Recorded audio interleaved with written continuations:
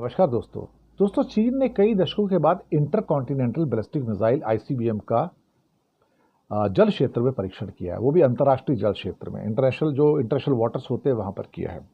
चीन के इस कदम का कई देशों ने विरोध किया है। 40 साल पहले 25 सितंबर को इस तरह का चीन ने परीक्षण किया था। चीन कहता है कि ये रूटीन का हिस्सा है। इस मिसाइल के निशाने पर कोई देश नहीं था, लेकिन कुछ देशों को ये सूचना दी गई थी। हालांकि जापान, ऑस्ट्रेलिया, न्यूजीलैंड ने दरअसल चिंताएं तो व्यक्त की हैं, और जापान का कहना है कि उसे तो कुछ सूचना भी नहीं दी गई थी।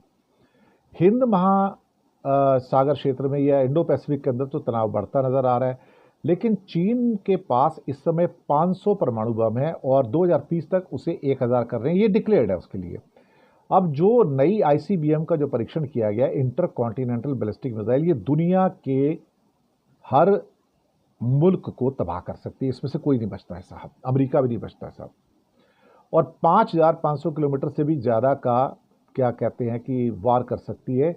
और अमेरिका, हवाई द्वीप और सारे के सारे देश अब इसकी क्या कहते हैं गिरफ्त में आ चुके हैं।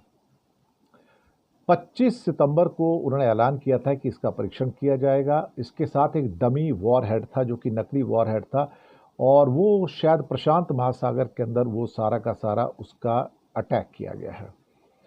चीन का कहना है कि ये सिर्फ हमारी रूटीन था, इसके अलावा और कुछ नहीं था।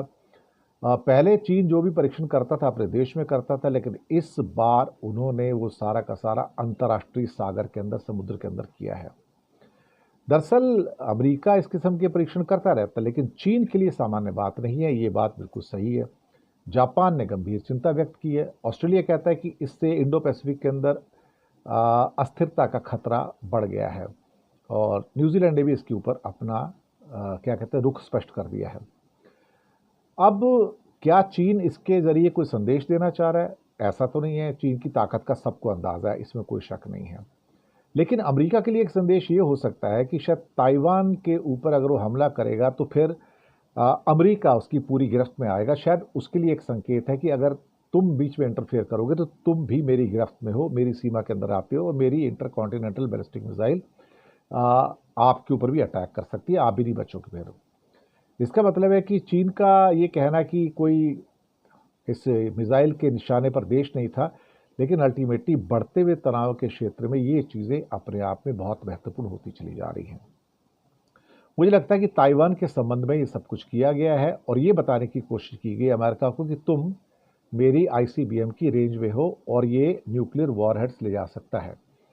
अब उनके पास इस समय इंटरकॉन्टिनेंटल बैलिस्टिक मिसाइल्स जो हैं, इस टाइम चीन के पास जो अनुमान है इस समय 350 हैं, और उनका इरादा ये है कि 2030 तक जो न्यूक्लियर वॉरहेड्स होंगे और उसको कैरी करने के लिए शायद उसको 1000 के साथ में हर वेपन के लिए 2 आईसीबीएम चाहिए होंगी उसको, तो वो 2000 आईसीबीएम लेकर चलना चाहता है। अब ये तो दुनिया के किसी भी देश को देखा जाए तो नष्ट करने के लिए काफ़ी हैं, और मुझे लगता है कि चीज़ें हाथ से निकलती भी नज़र आ रही हैं यहाँ पर। शुक्रिया।